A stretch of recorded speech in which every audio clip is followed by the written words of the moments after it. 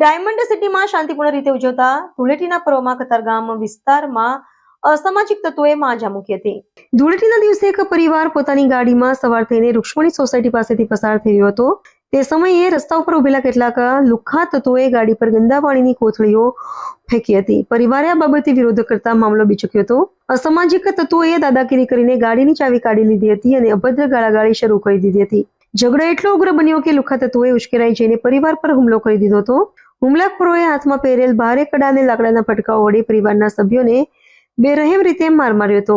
આ દરમિયાન બચાવવા પડેલા અન્ય યુવકો અને મહિલાઓને પણ છોડવામાં આવ્યા નહોતા।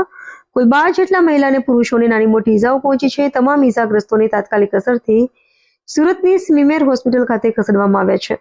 આ હુમલાની સમગ્ર ઘટના નજીકમાં લાગેલા સીસીટીવી કેમેરામાં કેદ થઈ ગઈ છે। ફૂટેજમાં સ્પષ્ટપણે જોઈ શકાય છે કે કઈ રીતે લુખ્ખા તત્વો રસ્તા પર આતંક મચાવી રહ્યા છે અને નિર્દોષ લોકોને નિશાન બનાવી રહ્યા છે। ઘટનાની જાણ થતાં જ પોલીસનો કાફલો સ્મીમેર હોસ્પિટલ દોડી ગયો હતો અને ઈજાગ્રસ્તોના નિવેદન નોંધવાની તજવીજ હાથ ધરી હતી। પોલીસે સીસીટીવી ફૂટેજ કબજે કર્યા છે અને તેના આધારે હુમલાખોરોની ઓળખ કરી તેમને ઝડપી પાડવા માટે કાર્યવાહી હાથ ધરી છે।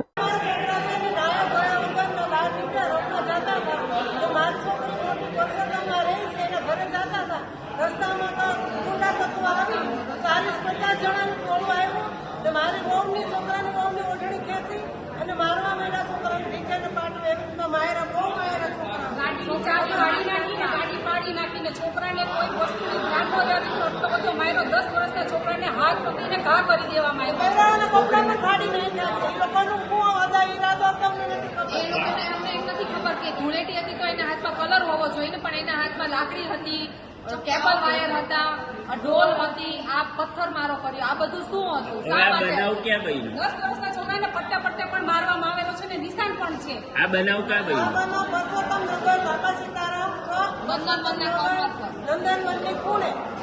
સામે કોણ હતા? કોણ સામે ભરવાડ હતા। કોઈના નામ ખબર છે? એમના નામ નથી ખબર, પણ કોને ખબર છે? બધા અમે ઓળખી જશું। એમાં 2-3 ના નામ છે ખબર। ભાવો હતો, કાનો હતો, ગૌતમ ભરવાડ હતો, આટલા 3 નામ આપે છે।